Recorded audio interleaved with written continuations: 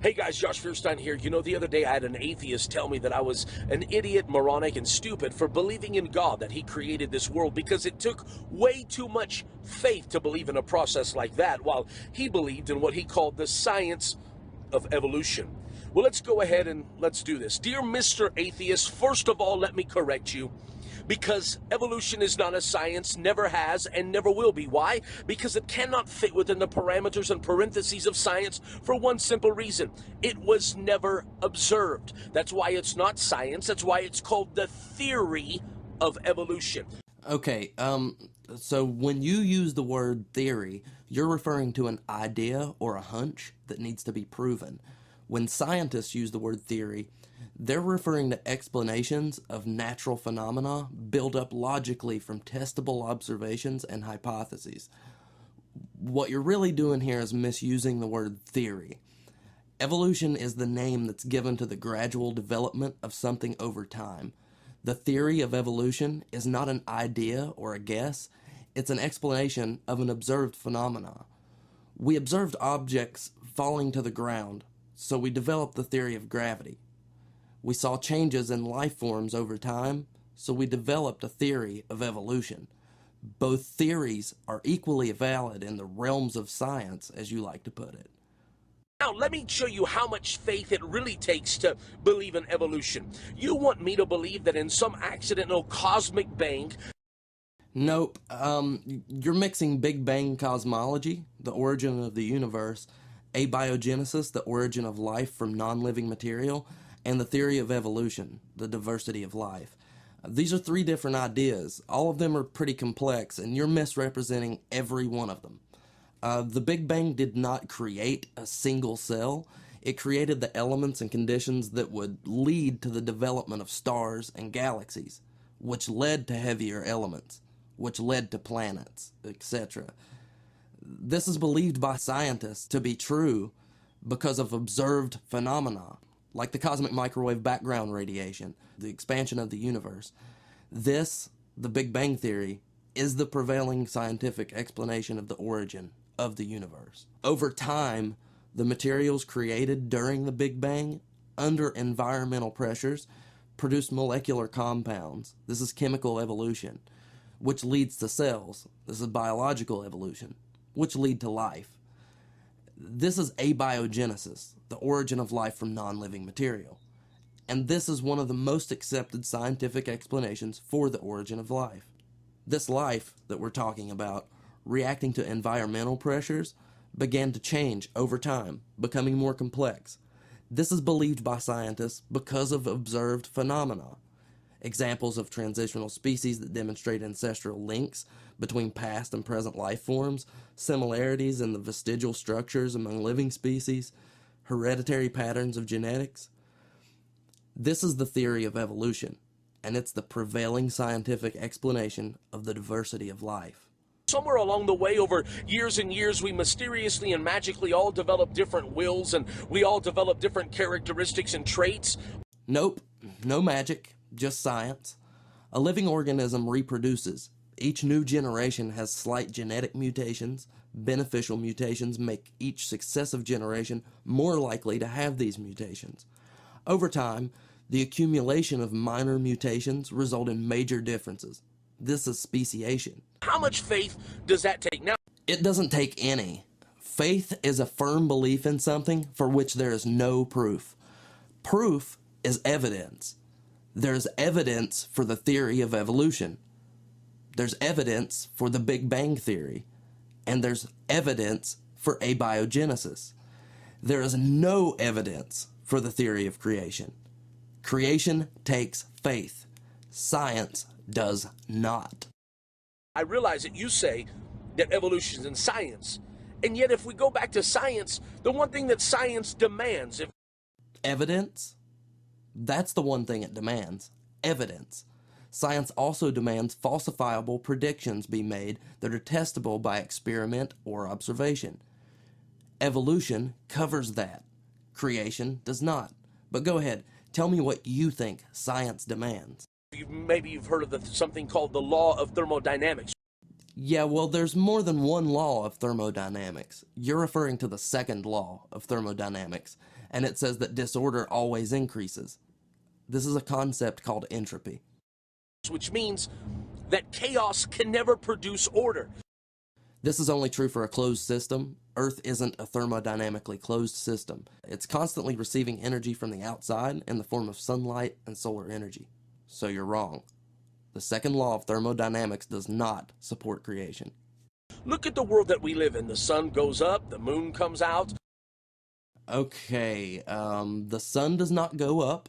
The Earth is rotating on an axis while orbiting the sun, which is always there. The moon doesn't come out. The Earth is rotating on an axis while the moon orbits around it. The moon is also always there. I'm not even sure what you meant by this statement, but I'll tell you what, it does remind me of that time that Bill O'Reilly said, "Tide goes in, tide goes out. Never a miscommunication. You can't explain that." So at least Josh isn't that stupid. The tide comes in and out. Damn it, I guess he is. The moon causes a gravitational pull on the Earth, which causes the tides. You can look this up. It's really not that difficult. You cannot argue that a world that has order came out of an accident because it defies the very logic and laws of science. No. Your understanding of evolution, logic, and science are deeply, deeply flawed. What if I were to tell you that somewhere in Oklahoma a tornado rolls through a junkyard full of a bunch of old cars, and somewhere on the other side of that tornado, out of that junk pile, it magically produces a perfectly red, shiny, working Lamborghini? You would tell me I was nuts. Ah, the old tornado in a junkyard analogy, eh? Also known as Hoyle's fallacy.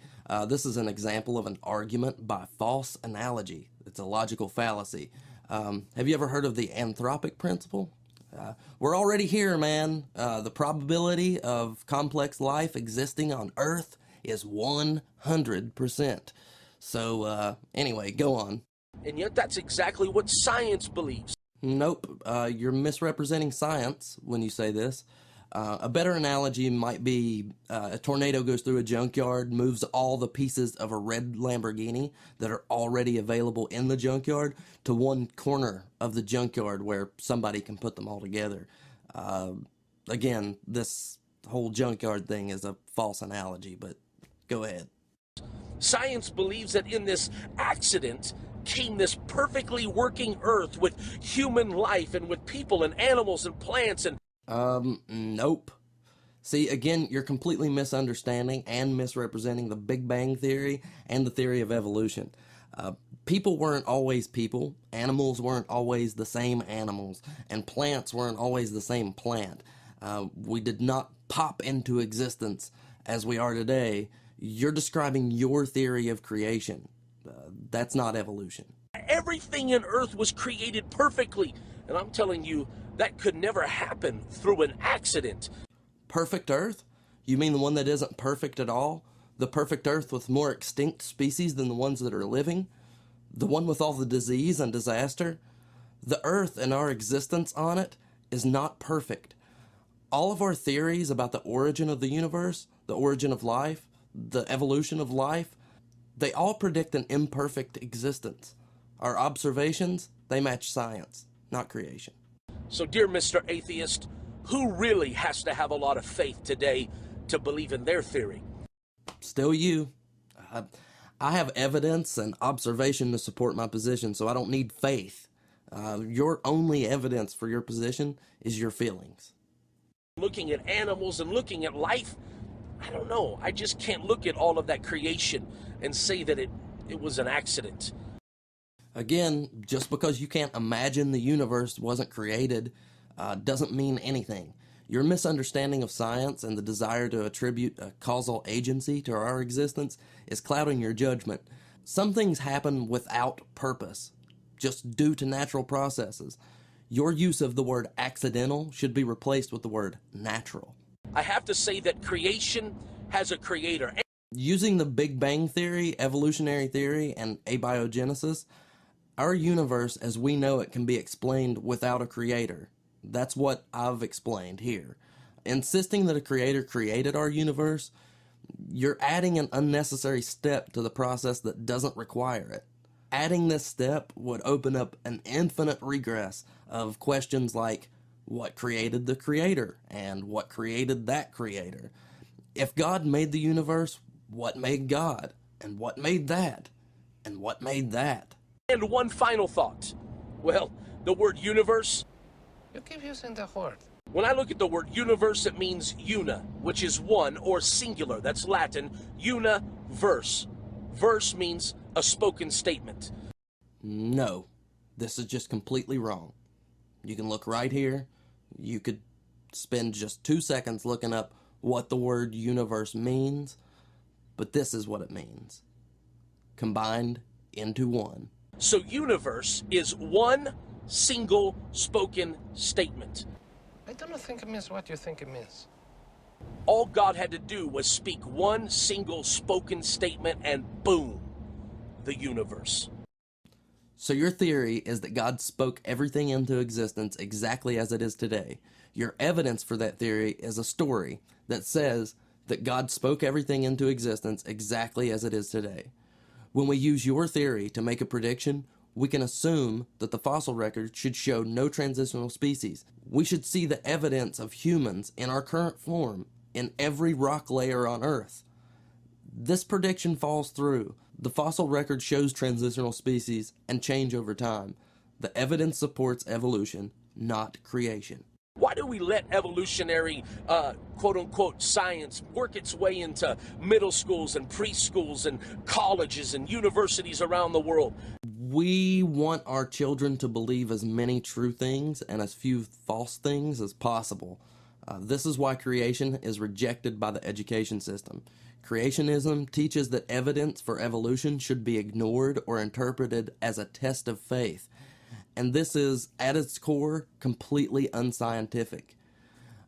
You know, videos like this get thousands of likes and thousands of shares on social media.